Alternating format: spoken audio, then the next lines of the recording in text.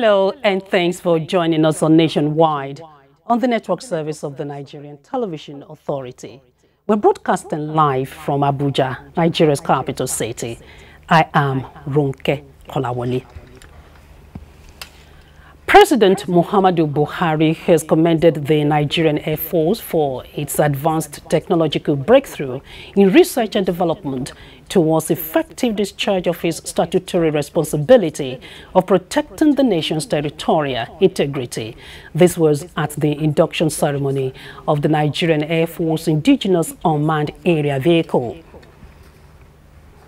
Capabilities for intelligence, surveillance, and reconnaissance, and where possible, strike operations significantly increases the chances of success while minimizing unwanted collateral damage.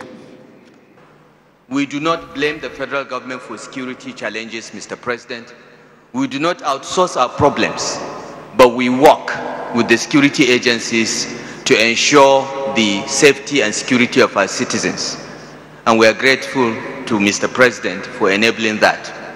Besides, to be effective and efficient in dealing with contemporary security challenges posed by non-state actors, there is the need to build capacity to develop smarter and highly sophisticated indigenous platforms, as well as compact and mobile forces that use information technology to get real-time intelligence necessary for success in military operations.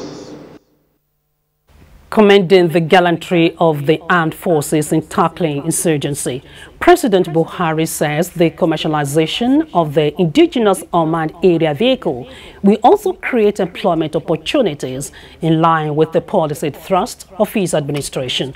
The president pledged continuous support of his government to ensuring adequate provision of logistics for the armed forces to function effectively.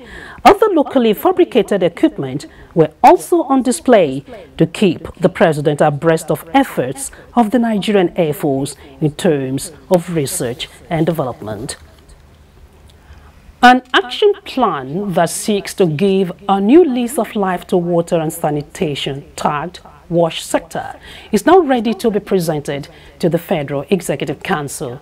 The plan was finalized at the just concluded second national retreat on revitalization of the wash sector in Abuja, as reported by Musbau Dan Wahab. It is important that we simply retain. It has been 2 days of frank and thorough brainstorming. The aim is to turn the tide of the unfavorable statistics in the water and sanitation sector, but the means, which is the action plan, was to be finalized. Participants did not mince words as they frame up the issues of governance, finance, sanitation, sustainability, and monitoring and evaluation, which are central to the success of the action plan. Recommendations by the... And the 8-point communique provides answers to the puzzle, as it recommends, among others, that federal and state governments must triple their respective investments in the wash sector to meet the Sustainable Development Goal 6.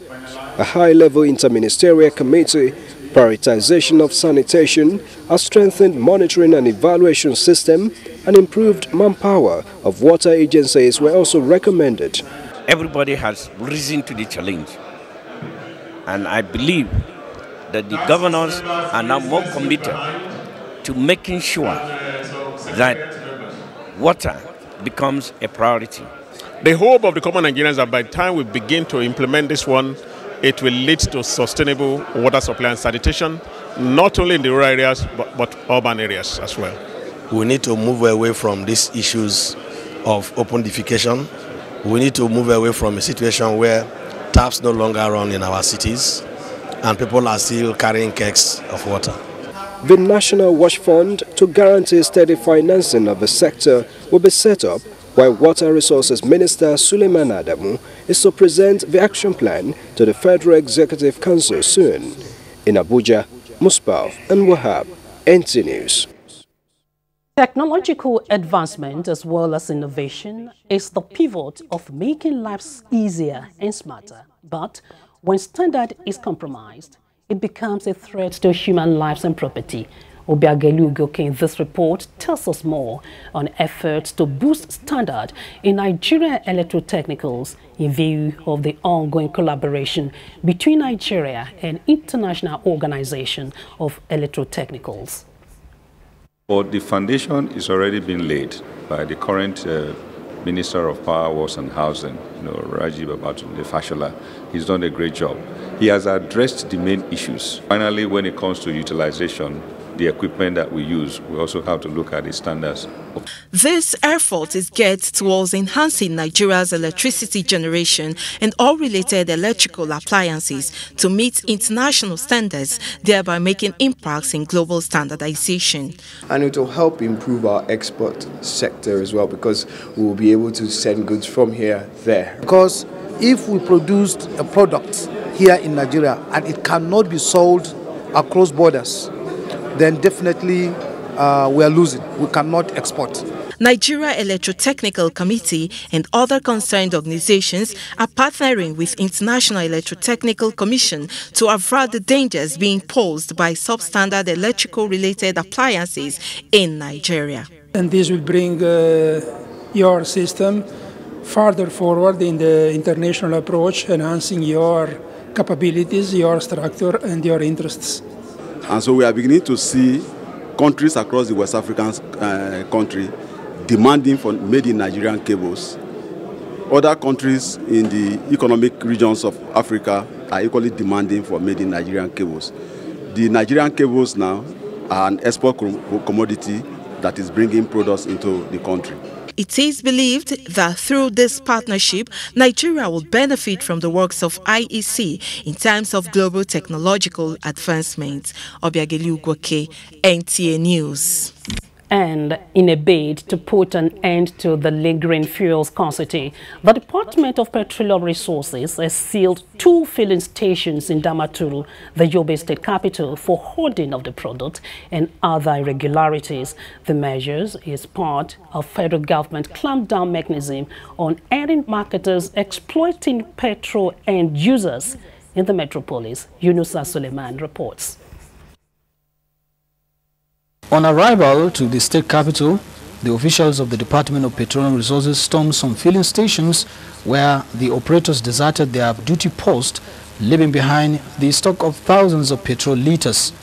The team sanctioned the petrol stations by sealing them up for hoarding, selling above regulated price and desertion. The DPR officials went round other parts of the metropolis to ensure that filling stations where the product was available is sold at recommended government price. Some motorists expressed dismay that the marketers may revert to sharp practices after the DPR officials must have left. Hence, they call on the regulatory agency to put mechanisms in place to compel the operators to adhere to the official pump price. The Zonal Operations Controller of DPR Northeast, Ali Idris Zoka, warned the marketers in strong terms against hoarding, diversion, overpricing and other irregularities, as the department will not hesitate in sanctioning them according to law.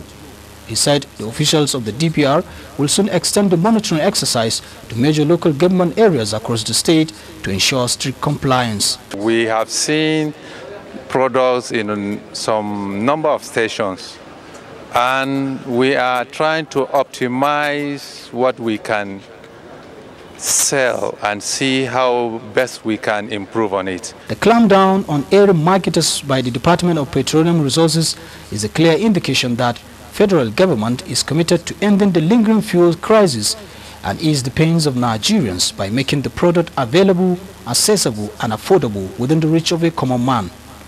In Damaturu, Yunusa Suleiman, NTA News.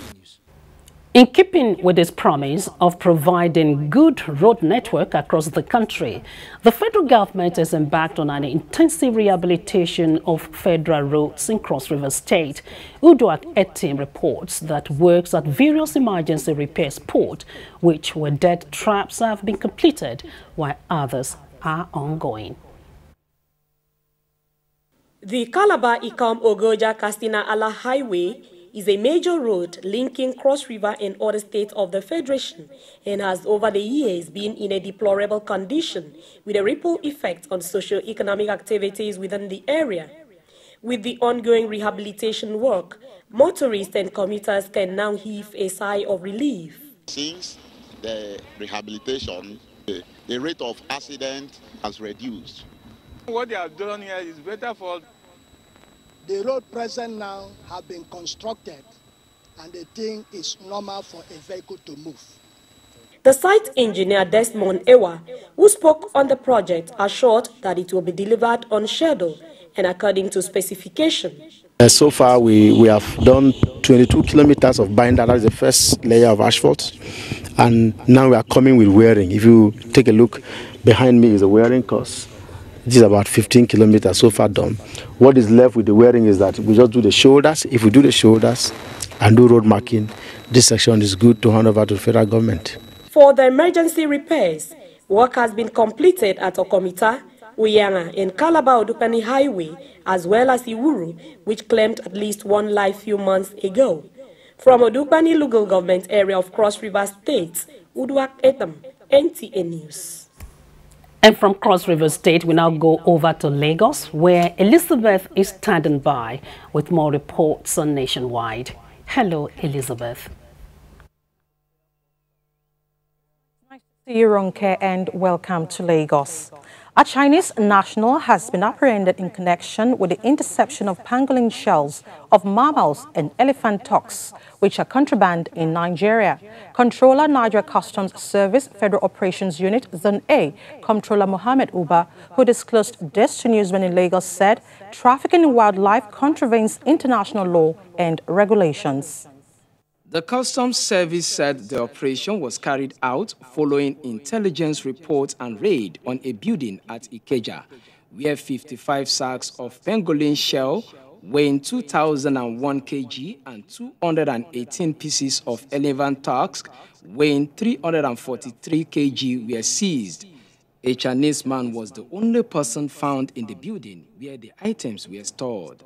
The controller said the action does not only contravene international charter on preservation of endangered species, but constitutes environmental hazard. There are export prohibition, like I told you. They are in Schedule 6 of the Common External Tariff, Item 7, that wild life animals classified as endangered species and their products are absolutely prohibited internationally. Mr. Ubawa, reiterating the tireless effort of the agency at checking illicit smuggling, added that the seized items will be handed over to the appropriate body. We want them to desist because we will not allow our environment to be deflated. Something that government says should not be done, then an individual is doing that. We will be on them, we will continue to trail them, and continue to partner with other sister agencies. Like I told you, this product will be handed over to NESRA for further investigation. The Customs Service said the illegal trafficking of pangolins and shells is becoming a global concern. In Lagos, Michael Olaleye, NTA News. On June 17, 2017, the Minister of Power, Works and Housing, Babatunde Fashola, signed a Memorandum of Understanding of 3.34 billion naira with AG Dangote Construction Company Limited and partners for the reconstruction of the 4 kilometers Apapa Wharf Road. Rotimi Oluwagbemi, who compiled this report, gives an update on the level of work so far. This is just the first part. This construction of this section that we will hand over today will take 1 year. That event signaled the commencement of the reconstruction of Apapa Wharf Road, being the major route that leads to the largest seaport in Africa. The ongoing construction has affected the smooth flow of traffic within and around the seaports. NTA News' latest visit to the construction site revealed that work is in progress. The gas pipeline was the major issue that we have here. But we are solving with the people from Federal Ministry of Works. We have finished this problem from underground utilities, like only 200 meters. And after that we can go to complete this outbound land. The Federal Controller of Works Lagos Office, Engineer Godwin Eke, said government has embarked on some palliative work within the Apapa area to ease traffic. We have gas there. So we must be very, very, very careful, because any mistake can set the whole of Apapa on fire. So we are slowly exposing the gas pipeline and realigning the road so that we'll be able to realize what we are sent there to do. But we believe after that, after the completion of the road, tanker will be able to go there and move products effectively to other parts of the country. Lagosians are looking forward to the completion of the reconstruction work on the Apapa Wharf Road, which they say will put an end to the present gridlock experienced by motorists on the route. Mere mentioning of police to an ordinary Nigerian gets one shivering. This is because police are associated with fighting crimes and criminality. However, some Nigerians expressed great surprise when on Valentine's Day in Lagos, police went on road show of love to appreciate Nigerians. Imolia Yotokede tells us more. Valentine is observed across the world as a season when people show feelings of love, affection and friendship. The Nigerian police were not left out as they took to the streets of Lagos to show love and also to build a good relationship with the public. There was shock on the faces of motorists as they were stopped randomly while on transit, unaware of the intentions of the police, but they turned out as pleasant surprises. From us, the Nigerian police force, and the Now project. Thank you. I want the police force to put in more effort to help with the security of the country. Public Relations Officer Dolapo Badmus stated that the collaboration with the VOW Project initiative is to give back to the public in order to change their perspective towards the Nigerian police. This time the police is giving out gifts. You know, it does two things. It builds good bond with the community. It also tells the police that, oh, if I show love to people, they actually appreciate me. We are protectors, we are defenders, and then we will continue to give to the members of the public in our service to them, and also in the token we can use to reach out to them. The Nigerian police reaffirmed its commitment to the stance that indeed police is a friend. In Lagos, Imolia Ayotokide, NTA News. And those are stories from Lagos at this hour. Over to Ronke for more on Nationwide. Thank you, Elizabeth. The Special Advisor to the President on Niger Delta Affairs and the coordinator of the Presidential Amnesty Program, Brigadier General Poboro, says 350 trained ex-agitators in the region have been engaged in various ministries of government. He said this when he appeared before the House Committee on Niger Delta Affairs to defend the 2018 budget proposal. National Assembly correspondent Kenneth Nanim reports. Brigadier General Paul Boro presented 2018 budget proposal of 65 billion naira, which he explained was splitted to pay stipends of 30,000 ex-militants captured in the program, carry out operational activities, security, and sustainable community integration programs. He pointed to positive funds as responsible for the delays in some of the uncompleted programs in 2017. This year 2018 budget is predicted on the need to consolidate on the successes so far recorded on the reintegration phase of the program for sustainable peace in the region. The committee urged Brigadier General Boro to ensure that ex-militants who have been adequately trained and empowered by the program are not paid stipends any longer. Put up a strategy, an exit strategy, a plan, and submit it to this committee and let us look at it. This committee would like to have the number of ex-militants who have been trained, have completely finished their training program. Meanwhile, the National Identity Management Commission has reappeared before the House Committee on Population and National Identity Card to defend its 2018 budget proposals. So the total allocation is 6,683,455,899. The committee had requested from the Commission a more comprehensive document on the 2017 budget performance. In line with the fact that what we have requested primarily has been done by them, and we adopt their submission. The Director General also provided explanations on the alleged reduction of the staff salaries. However, the members expressed their resolve to assist the Commission overcome its challenges. From the National Assembly, Kenneth Nanim, NTA News. In the meantime, the House of Representatives has resolved to investigate alleged maladministration and misappropriation of funds by the Executive Secretary of the Lake Chad Basin Development Commission. That follows a matter of urgent national importance moved by Representative Chika Adamu, which called for the suspension of Nigeria's financial contribution to the Commission pending the outcome of the investigation. How is it and how possible is it that the Nigerian parliament cannot investigate what is funded even 100%? Other countries are not contributing. So if they are not, I think it is even Nigerian show. It's not the show of the member countries, because you cannot refuse to contribute. And I have sent somebody there and that person is claiming immunity. Immunity on what? And the only thing that the agency is relying upon is claiming diplomatic immunity. So if immunity can solve his problem, maybe immunity can now fund his operations. He should claim immunity in funding his operations. So the chairman of the relevant committee and legislative compliance ensure that no dime is provided for the running of that organization until they have responded to the summons of the committee in line with the provisions of the relevant sections of the 1999 Constitution as amended. The legislators also resolved to investigate alleged violation of NEMA Act by its management.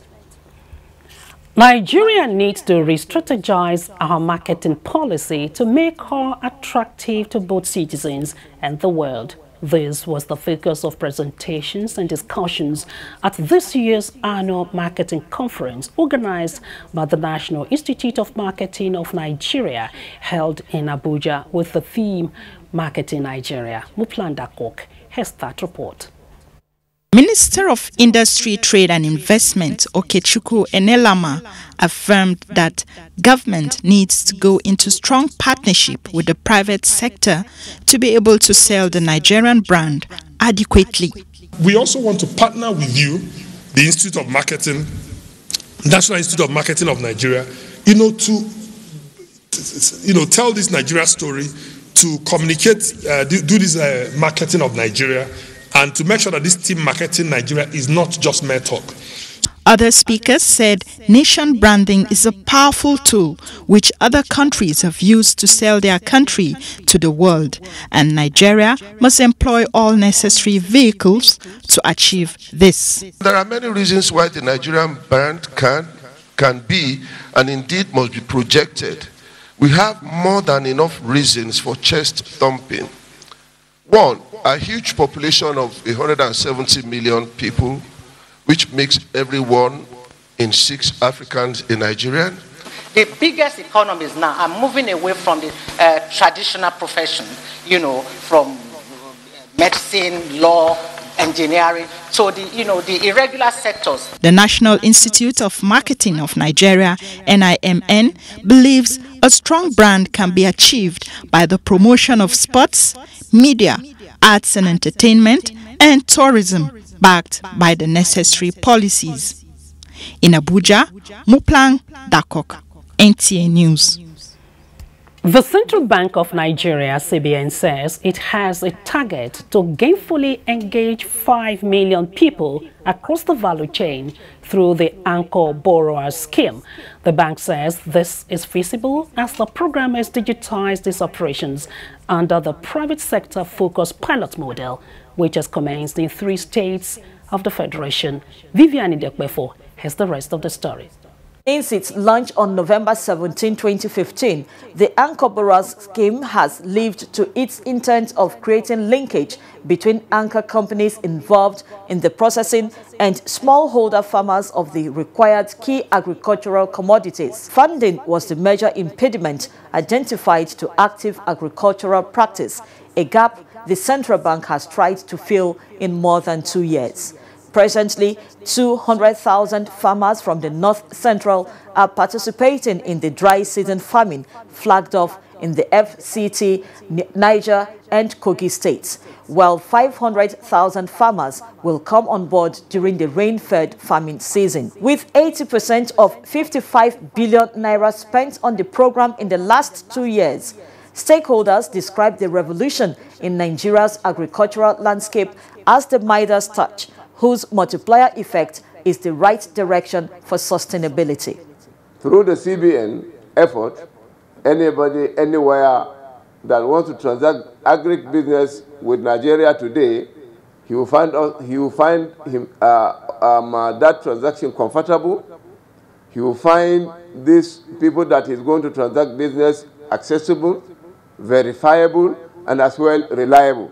The Central Bank of Nigeria, in whose domain lies the Anchor Borrowers Program, has turned to commodity associations for efficient monitoring and tracking of participating smallholder farmers. Can use the structure of the commodity association to provide mentoring to the smallholder farmers, to provide extension services to the smallholder farmers, to provide training to the smallholder farmers. We are interested in ensuring that the price of rice and other food items come down. 260,000 smallholder farmers have so far cultivated more than 300,000 hectares of farmland across the country. The Anchor Borrowers Program has a thrust of provision of farm inputs in kind and cash for farm labor to smallholder farmers to boost production of commodities under the scheme, stabilize inputs supplied to agro-processors, and address the country's negative balance of payments on food. Vivian Itekbefo, NTA News. Time to take a break now. Nationwide continues after this time out. Hate speech is not a joke. It incites genocide and crimes against humanity. Most of Africa's civil wars are caused by hate speech from one tribe against another. We don't want it here. The Nigerian government stands firm against hate speech. Under no conditions whatsoever should we tolerate or excuse or justify hate speech or hateful conduct of any kind, especially where such is illegal. There's no doubt that the resurgent push for separatism, as well as the rising cases of ethnic and religious disharmony, are all traceable to the growing phenomenon of hate speech. One nation bound in freedom, peace and unity. Nigeria, one nation, one people. This is a public service announcement brought to you by NTA. Alas, who are they? Pepe them gang. Pepe them gang indeed. The slangs and coinages keep getting innovative, while our business innovation gets innovative in the opposite direction. Spell the word slay and tell me the etymology. Let us pepper with our brains, not pepper with clothes, makeup, and irresponsible loafing about behavior. Join your reed-cracking comedy this week as we explore the modern myths surrounding slay queens and slay mamas in the episode titled Pepper Them Gang. Come now in a flash before you hear that your Juma baby got in a clash. My sweetest heavens mad. I follow you like your shadow on Snapchat. Loyal like a lover. Flash! Jumoke, my classmate. What? You here? Over and out. Brought to you by Glow. The largest data network. Glow. Unlimited. Our Anchor Borrowers Program has created an agricultural revolution. In September 2015, we imported 644,000 tons of rice, costing more than $5 million per day. By September 2017, rice imports dropped by 95% to 22,000 tons. Our maize crop has exceeded 10 million tons this year, and through our rice and maize program, we now have 12.2 million farmers. We are now the world's second largest producer of sorghum after the United States, third in millet after India, and we lead the world's production of yam and cassava. We've created numerous plantations solely for the export market, and our plan is to increase the agricultural sector from 25 to 49% of our GDP, thereby reducing poverty and increasing food security.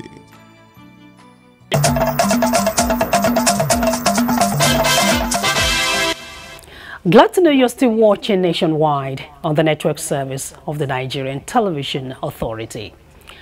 Vice President Yemi Osinbajo says for democracy to work for Africa, African elites need to strengthen the institutional framework that the people can rely on and trust. The Vice President was speaking at an inaugural flagship lecture of the Kuka Center in Abuja, where President Nana Akufo-Addo of Ghana was the guest speaker. State House correspondent Gideon Ifade reports. While we are getting that story ready for you, we now move on to the National Assembly, where the Senate plenary for Thursday, 15th February, was suspended due to what it described as an unconducive atmosphere for sitting. But plenary of Wednesday, 14th February was held, during which about 10 lawmakers staged a walkout during proceedings. Their issue of contention borders on various sections of the harmonized version of the Independent National Electoral Act of 2010, Amendment Bill 2018.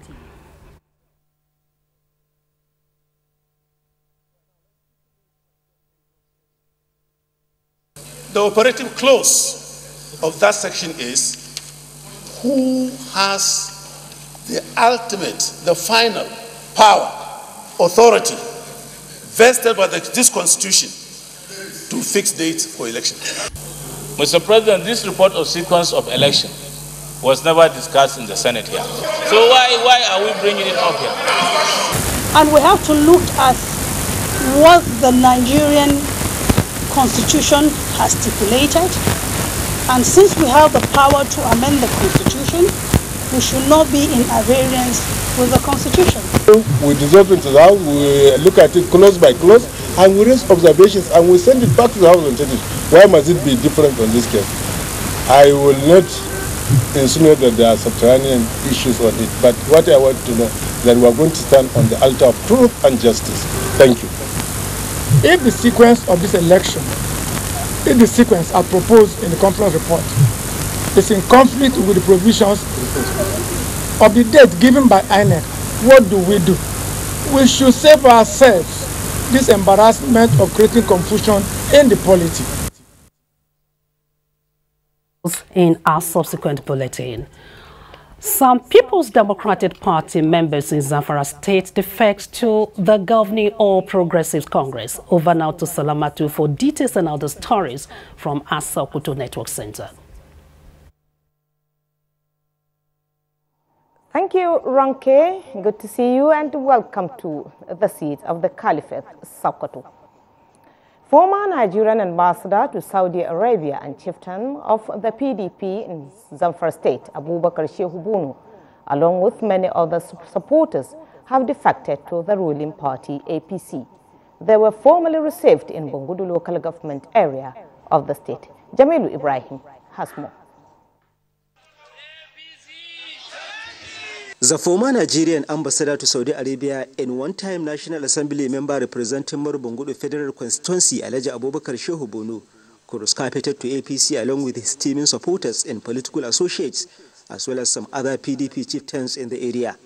Presenting the APC membership card to the Dekampi, Zamfara State APC Vice Chairman in charge of the State Central Senatorial District, Alhaji Musa Mallaha, described him as an astute politician with wealth of experience and massive grassroots support, expressing optimism that he will add value to the party at the state and the national levels. He assured the former Nigerian ambassador and his teaming supporters of the party's readiness to carry them along in all its affairs. Other speakers at the event include the member representing Morubungudu Federal Constituency, Alhaji Abdul Malik Zubairu, and an APC chieftain in the state, Alhaji Ibrahim Nabaturi, who said the development will further strengthen the political unity of people in the area and the state at large.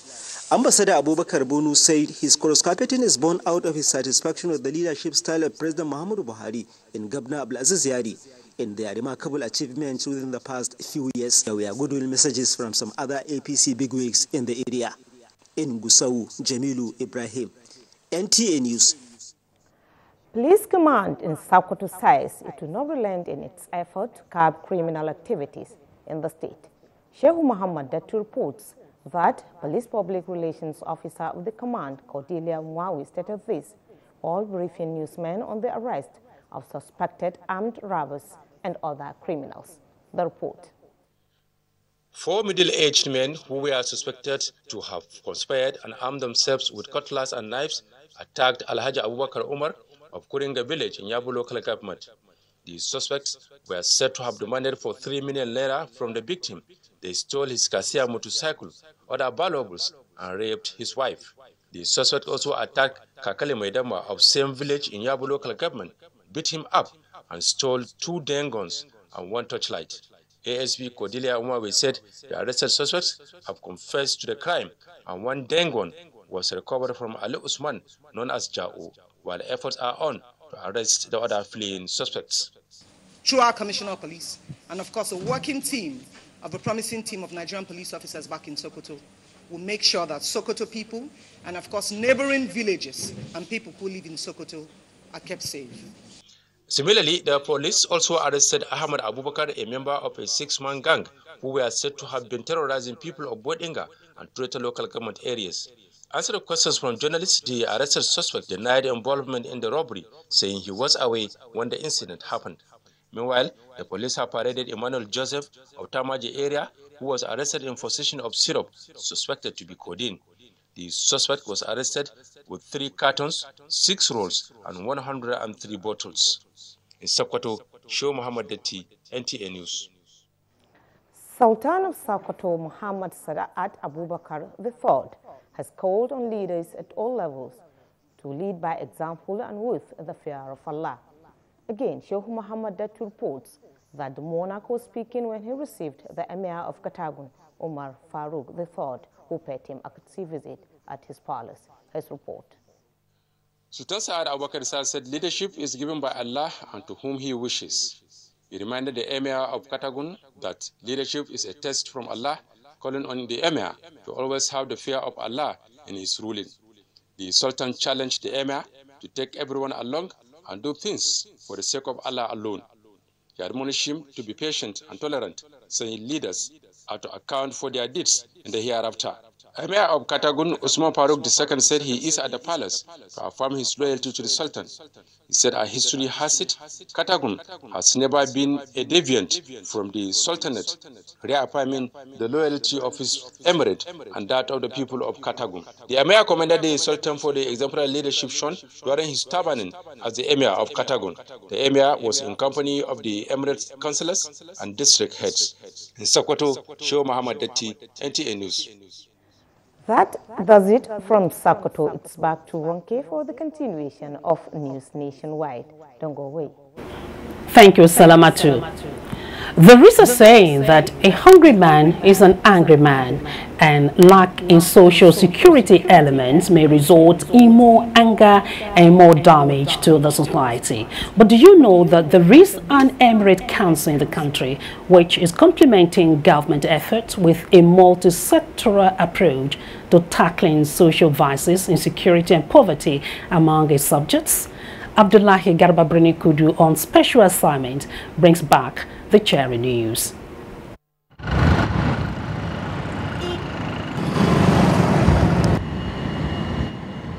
An indigenous of Benue State, Taka local government. My stay here, visitors here are welcome. I do say it's very peaceful. This is a very good place to stay. The people here in Duse, they welcome visitors. A true attestation of some residents of Duse who find home away from home. A true reflection of a peaceful atmosphere in Duse Emirate, courtesy of a design approach on conflict resolution mechanisms introduced by Emir of Duse, Dr. Nuh Muhammad Sanusi. The emirate, with headquarters in Duse, consisting of 7 local government areas and 27 districts, supervises village and ward heads who effectively police and monitor their subjects, resolving issues before they get out of hand, feeling the pulse of the people. Through this mechanism, over 3,500 disputes have been resolved last year. We may call it alternative dispute resolution at work. Wherever traditional institution has a hand in affairs of their own communities, these things don't happen. I don't say we don't have any crisis between farmers and herdsmen, but we don't allow it to become a conflict, to become crisis. We kill it at the crisis level. A class distinction is nowhere to be found. The economy is communal. The collection and distribution of charity, which is under Islamic jurisprudence, zakat, a yearly forfeiture of certain percentage from wealthy individuals to the poor. There is an annual collection of more than 200 million naira by the system. Foodstuff too, after harvest, was more than that amount, are collected and distributed to those in special need, as specified by Islam. Long way in poverty alleviation, reducing the rate of crime in the society. Many of those beneficiaries in the past are now giving out zakat too. Done a lot of good for our communities. One is that definitely we have seen over the years that we are one of the most peaceful communities in this country. The emir of Dutse in Jigawa State is one emir out of many in northern Nigeria. An interaction with him has brought to the fore the important role they play, especially in engendering peace, and also their role in fighting poverty. In Dutse, Jigawa State, Abdullahi Garba Kudu, NTA News.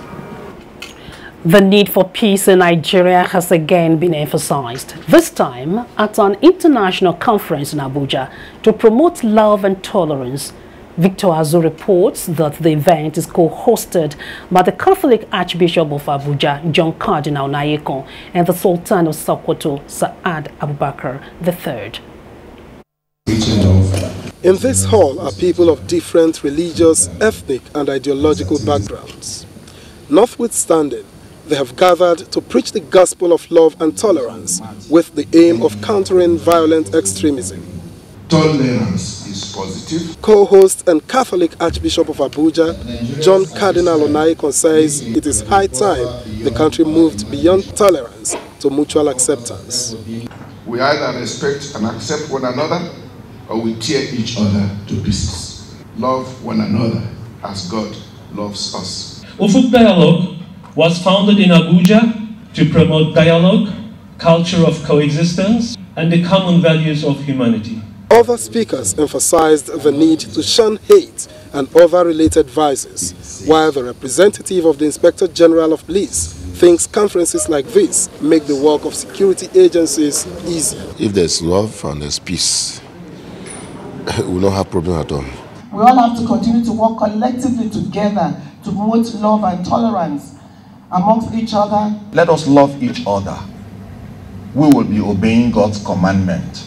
Love and tolerance is the bedrock for peaceful coexistence in our society. The conference, fourth in the series, is organized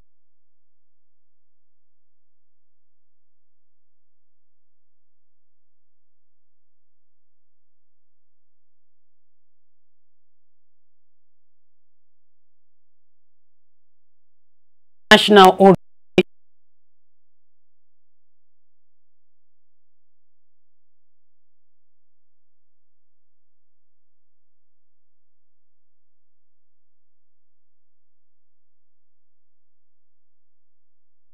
And 19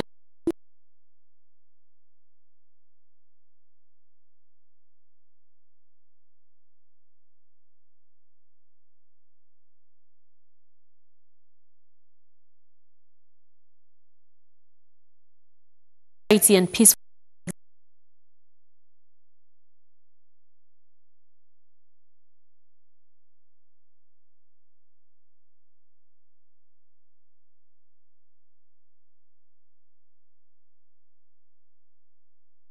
To become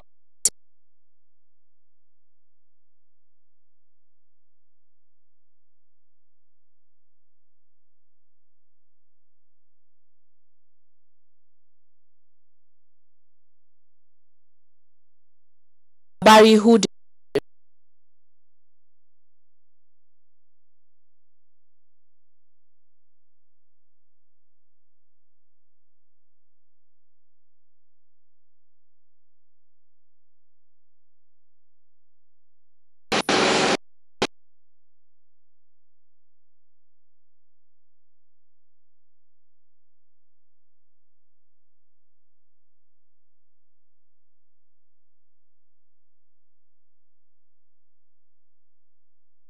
of security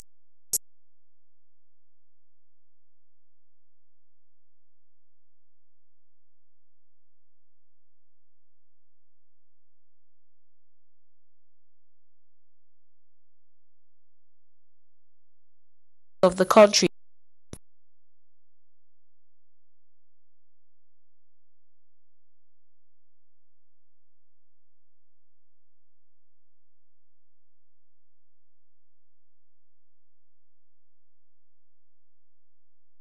Felicia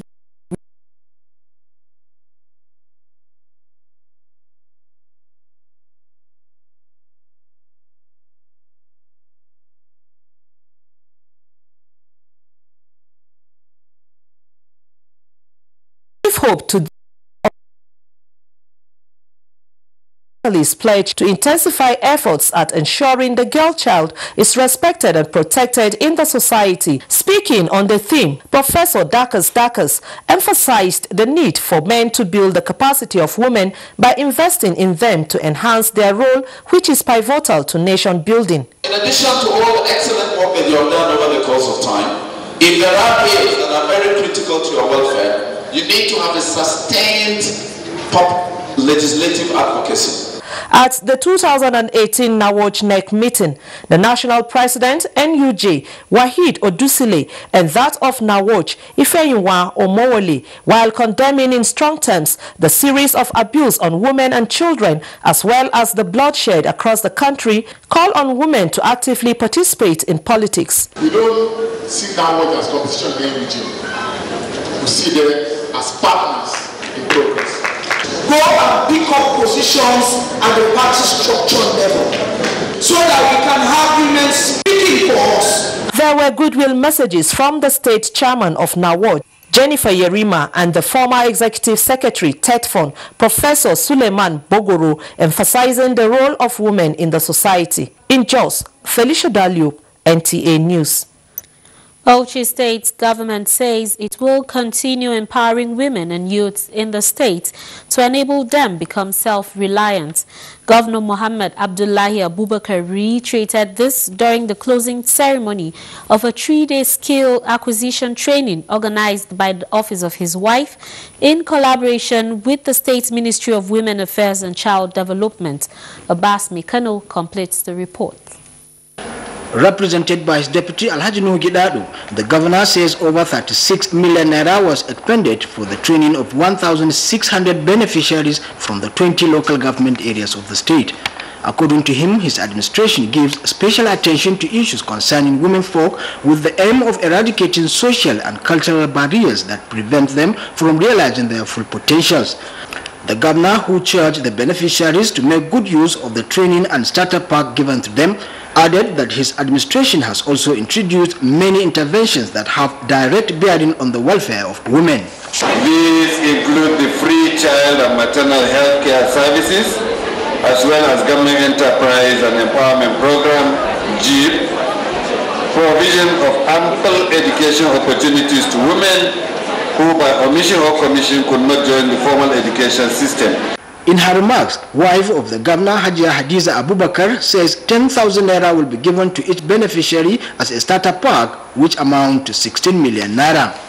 The beneficiaries were trained in tailoring, potato chips, spaghetti, coconut oil production, and agro-allied, among others. Highlight of the occasion was presentation of certificate and starter pack to the beneficiaries. In Bauchi, Abbas Mekano, NTA News. And that's a contribution from Jos. Ronkheads, back to you for more news. Thank you. The final break beckons now. Don't go away. The end of 2017, the Buhari administration delivered a number of unprecedented achievements. Generated power has gone up to 7,000 megawatts in 2017 from 3,000 megawatts in May 2015. More than 1.6 trillion naira has been spent on infrastructure for roads, bridges, housing, dams and railways. Nigeria moved up 24 places on the World Bank's Ease of Doing Business rankings and earned a place on the list of top 10 reformers in the world. Today, 5.2 million primary school children in 28,249 schools in 19 states are receiving a free meal daily. Our customs service recorded its highest ever revenue collection of 1 trillion naira in a single year. Our foreign exchange reserves grew by $12 billion, reaching the highest level since 2014. We added $250 million to the Sovereign Wealth Fund and officially moved out of recession.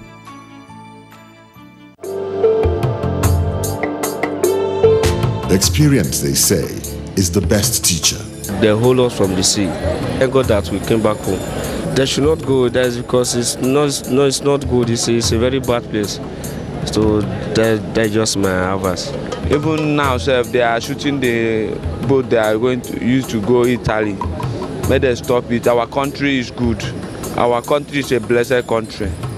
Now I know our country is a blessed country. I know before I for not travel from Nigeria to Libya. I know how much I spent. Let these personal experiences serve as a lesson to all who would repeat their mistakes. A word is enough for the wise. This is a public service announcement brought to you by NTA.